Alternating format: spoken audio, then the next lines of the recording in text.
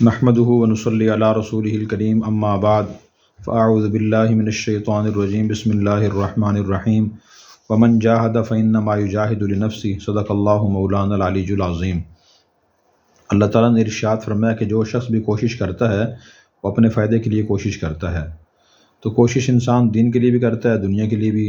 تو دین کے لیے بھی کوشش کرنا ضروری ہے۔ قرآن کریم میں اللہ نے فرمایا وَلَيْسَ لِلْإِنسَانِ إِلَّا مَا سَعَىٰ، کہ انسان جس کام کے لیے محنت اور کوشش کرتا ہے وہی کام اس کو حاصل ہوتا ہے، اس کا نتیجہ اسے حاصل ہوتا ہے۔ تو کل ہم نے بات کی تھی 3 مجاہدات کی، کہ لوگوں سے ایک مجاہدہ تھا کہ کم ضرورت کے مطابق کھانا، ضرورت کے مطابق سونا، ضرورت کے مطابق بولنا۔ چوتھا مجاہدہ ہے لوگوں سے ضرورت کے مطابق ملنا۔ صوفیہ کرام فرماتے ہیں قلت تقلیل اختلاط مال انام، کہ لوگوں سے ملنا جلنا انسان کم کرے۔ تو اس میں کچھ باتیں تشریح طلب ہیں۔ پہلی بات تو تشریح طلب یہ ہے کہ شریعت نے تنہائی کے بھی بہت فضائل بیان فرمائے ہیں۔ تنہائی میں رہنے کے، علیحدہ رہنے کے، قرآن کریم اور احادیث اس کے بارے میں بہت زیادہ ہیں۔ مثلاً ایک آیت میں اللہ تعالیٰ نے ارشاد فرمایا وَإِذَا رَأَيْتَ الَّذِينَ يَخُوضُونَ فِي آيَاتِنَا فَأَعْرِضْ عَنْهُمْ حَتَّىٰ يَخُوضُوا فِي حَدِيثٍ غَيْرِهِ۔ جب آپ لوگوں کو دیکھیں کہ ہماری آیات کے بارے میں بحث کر رہے ہیں یا تنقید کر رہے ہیں، طعن و تشنیع کر رہے ہیں، تو پھر آپ ان سے علیحدہ ہو جائیے یہاں تک کہ وہ کسی اور بات میں مصروف ہو جائیں۔ تو اس آیت میں بری مجلس میں اور بری باتوں کی جگہ بیٹھنے سے منع فرمایا گیا ہے۔ اسی طرح نبی کریم صلی اللہ علیہ وسلم نے ارشاد فرمایا کہ سبعۃ یظلھم اللہ یوم القیامہ، کہ قیامت کے دن اللہ تبارک و تعالیٰ 7 قسم کے لوگوں کو اپنے عرش کا سایہ نصیب فرمائیں گے۔ ان میں سے ایک شخص وہ بھی ہے رجل خالیا ذکر اللہ ففاضت عیناہ، کہ وہ آدمی جو تنہائی میں تھا اور اسے اللہ کی یاد آئی اور اس کی آنکھوں سے آنسو جاری ہو گئے۔ دیکھیں تنہائی کی فضیلت ہے۔ اور کہا جاتا ہے سلامت فی الوحدہ، سلامتی تنہائی میں ہے۔ اصحاب کہف کا واقعہ ہے کہ وہ غار میں چلے گئے اور وہیں اللہ تعالیٰ نے ان کو سلا دیا۔ تنہائی اور علیحدگی بذات خود کوئی بری چیز نہیں ہے، بلکہ بہت سے حالات و واقعات میں اور بہت سے اشخاص کے لیے بہت فائدہ مند ثابت ہوتی ہے۔ خاص طور پہ وہ شخص جس نے ابھی دین کا علم حاصل نہیں کیا اور اس کے علم میں پختگی نہیں آئی، تو وہ فرق نہیں کر سکتا کہ معاشرے میں جو لوگ کام کر رہے ہیں، متضاد کام کر رہے ہیں، متضاد باتیں بول رہے ہیں، ان میں سے کس کی بات درست ہے، کس کی بات غلط ہے، کون سا عمل درست ہے، کون سا عمل غلط ہے۔ تو اس کو فی الحال تنہائی کی ضرورت ہے کہ وہ تنہائی میں پہلے صحیح علم حاصل کرے، صحیح علم حاصل کرنے کے بعد پھر وہ معاشرے میں جائے، زیادہ لوگوں سے گھلے ملے، اور پھر تاکہ فرق کر سکے کس کا عمل درست کس کا عمل غلط ہے۔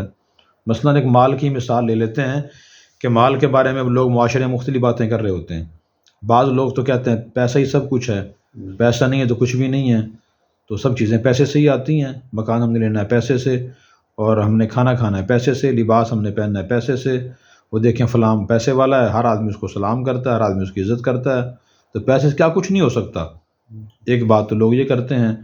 اس کے متضاد لوگ بات کرتے ہیں جی پیسہ کچھ بھی نہیں ہے، پیسہ تو کنجروں کے پاس بھی ہوتا ہے۔ اچھا لوگ کہتے ہیں پیسہ تو جناب ہاتھ کا میل ہے، آج ہے کل نہیں ہے۔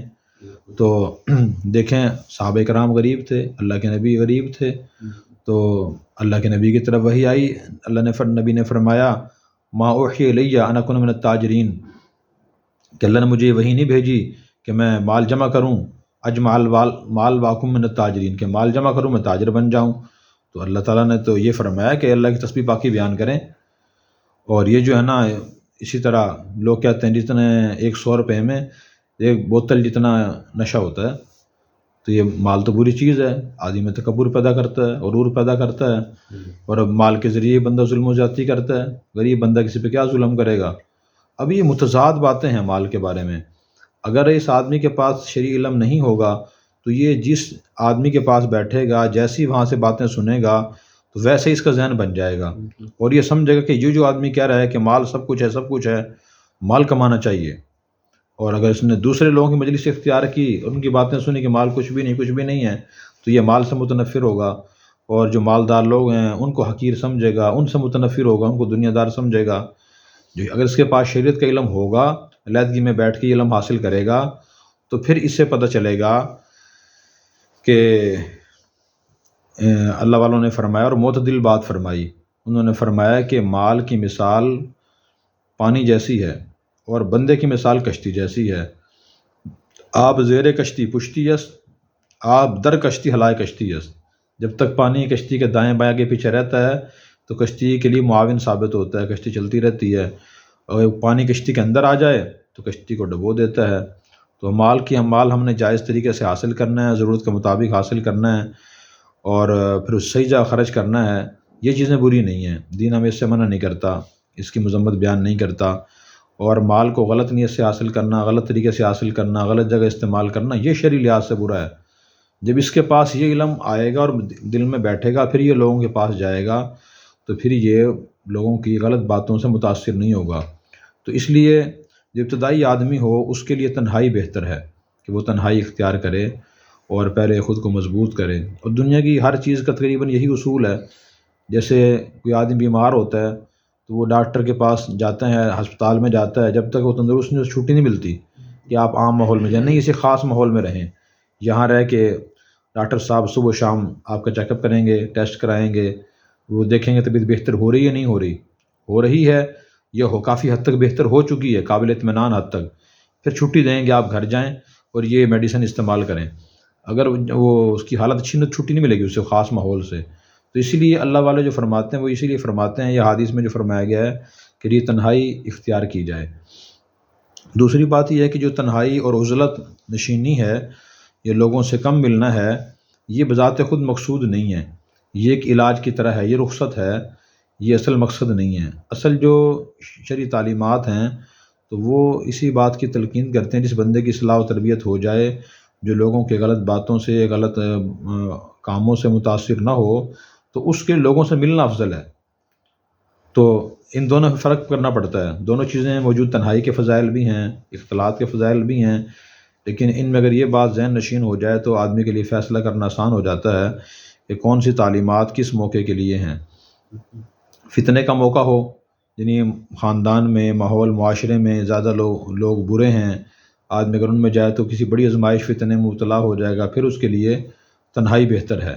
حضرت سعد بن وقاص رضی اللہ عنہ، عبداللہ بن عمر رضی اللہ تعالیٰ عنہ اور حضرت ابو ذر رضی اللہ تعالیٰ عنہ، یہ صحابہ کرام وہ تھے جو فتنے کے زمانے میں جب مسلمانوں میں جنگیں ہوئیں، لڑائیاں ہوئیں، انہوں نے خلوت نشینی اور تنہائی اختیار کر لی کہ جی ہم اس میں نہیں پڑیں گے، اور ایسی صورتحال میں تنہائی بہتر ہے۔ اسی طرح اچھے لوگ نہ ملتے ہوں، کہیں اپنے خاندان کے لوگ، دوست احباب، معاشرے کے لوگ اکثر گناہوں میں مبتلا ہوں، بڑے گناہوں میں، اور اندیشہ ہو کہ میں ساتھ جاؤں گا تو میں بھی گناہ میں مبتلا ہو جاؤں گا، تو پھر تنہائی بہتر ہے۔ نبی کریم صلی اللہ علیہ وسلم نے بھی فرمایا الوحدۃ خیر من جلیس السوء، کہ تنہائی بہتر ہے برے آدمی کے پاس بیٹھنے سے۔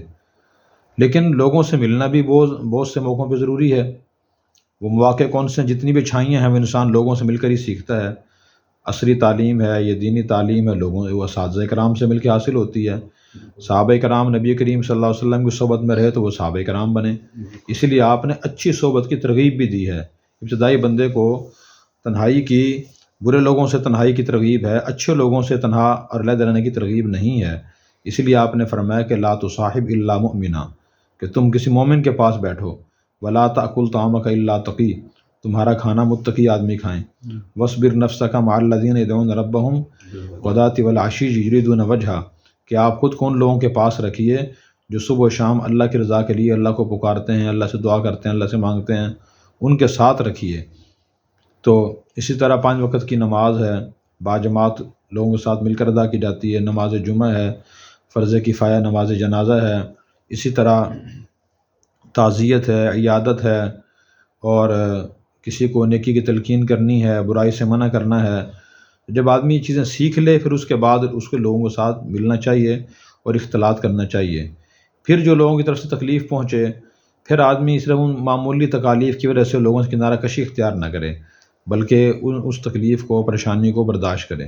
نبی کریم صلی اللہ علیہ وسلم کا ارشاد ہے، آپ نے فرمایا کہ المؤمن الذی یخالط الناس ویصبر علی اذاہم خیر من المؤمن الذی لا یخالط الناس ولا یصبر علی اذاہم، او کما قال علیہ السلام، کہ جو مومن لوگوں سے گھل مل کر رہتا ہے اور ان کی طرف سے پہنچنے والی تکالیف کو برداشت کرتا ہے، کسی سے معاملہ کیا، اس نے برا معاملہ کیا، کسی سے نامناسب بات کہہ دی، نامناسب کام کیا، حد کی عزت کی، صبر کرتا ہے وہ، آپ فرما رہے ہیں یہ اس مومن سے بہتر ہے جو لوگوں سے گھل مل کر نہیں رہتا اور لوگوں کی تکالیف برداشت نہیں کرتا۔ انبیاء علیہ السلام کا ہم دیکھیں تو ان کا طرز عمل یہی تھا۔ اب نبی کتنا اونچا مقام ہوتا ہے، نبی کے اخلاق، اعمال، عادات، صفات اور ان کی معاشرت، سب چیزیں ان کی بالکل 100% درست ہوتی ہیں۔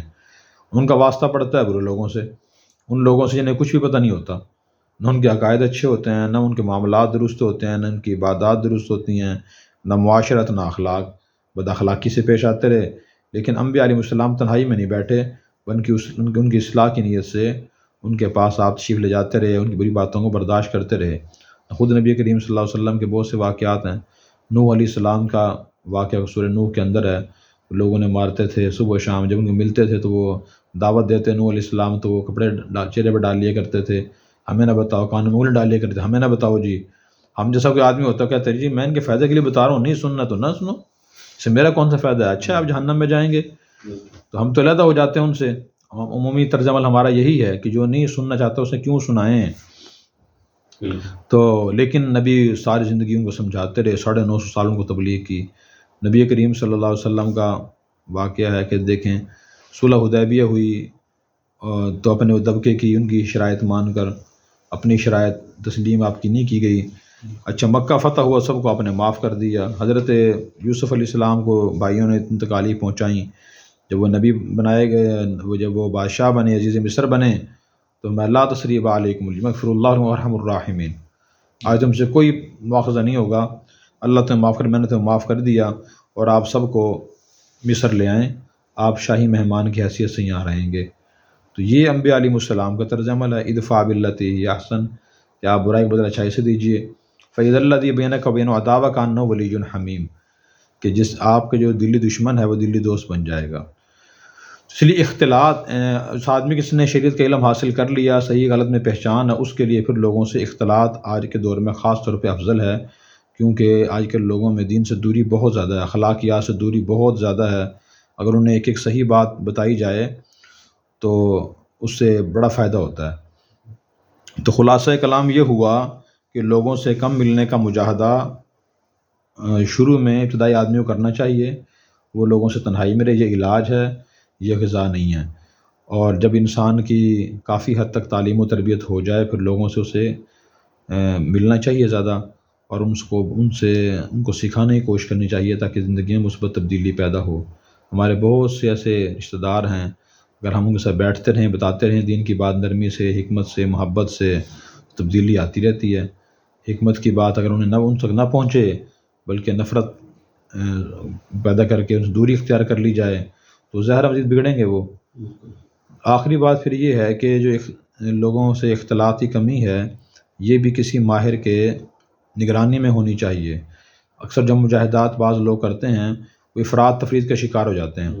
بعض لوگ مثلا سونے کی کمی ہے، اتنی کمی کر دیں گے کہ وہ طبیعت خراب ہو جائے گی، ان کی نیند کی کمی ہو جاتی ہے۔ بعض لوگ کھانے میں اتنی کمی کرتے ہیں کہ ضروری غذا بھی ان کے اندر نہیں جاتی، خوراک نہیں جاتی، جس کی وجہ سے وہ بہت کمزور ہو جاتے ہیں۔ اور بعض لوگ پھر بہت زیادہ خوراک لے رہے ہوتے ہیں، وہ سمجھتے ہیں کہ جی میں تو کم لے رہا ہوں، مجھے تو 8 روٹیاں کھانی چاہیے، میں شکر ہے 5 کھا رہا ہوں میں تو کسی رہنما کی رہنمائی میں مجاہدہ کرنا ضروری ہے۔ اگر اس کی رہنمائی مجاہدہ ہو تو پھر وہ درست ہوتا ہے، اس کے بہتر نتائج برآمد ہوتے ہیں۔ اور ہر چیز کی صورتحال یہی ہے، جسمانی علاج کراتے ہیں تو کسی ڈاکٹر صاحب کے مشورے سے عمل کریں گے تو فائدہ ہوگا، ورنہ ہم خود جڑی بوٹیوں کے فوائد پڑھنا شروع کر دیں تو ہمیں یہ لگتا ہے کہ ہر جڑی بوٹی میرے لیے فائدہ مند ہے، میرے لیے کیلا بھی مفید ہے، مالٹے کا موسم میرے لیے مالٹا بھی مفید ہے، کاجو بادام پستہ مجھے کھانا، ان کے بڑے فوائد ہیں۔ ذات خود تو فوائد ہر چیز کے ہوتے ہیں، لیکن میرے لیے اس وقت کیا چیز فائدہ مند ہے، کتنی مقدار میں ہے، کس وقت زیادہ فائدہ مند ہے، صبح دوپہر شام کو، کھانے سے پہلے کھانے کے بعد، وہ ظاہر ہے ماہر حکیم ڈاکٹر صاحب تجویز کریں گے۔ تو دین کی مثال بھی ایسی ہی ہے کہ ہم کس سے مشورہ کر کے عمل کریں تو پھر اس سے فائدہ ہوتا ہے، ورنہ پورا فائدہ نہیں ہوتا، یہ نقصان ہوتا ہے۔ اللہ تبارک و تعالی ہمیں ان مجاہدات سے گزرنے کی، اپنی اصلاح و تربیت کی طرف متوجہ ہونے کی اور ان چیزوں سے مستفید ہونے کی ہمیں توفیق عطا فرمائے۔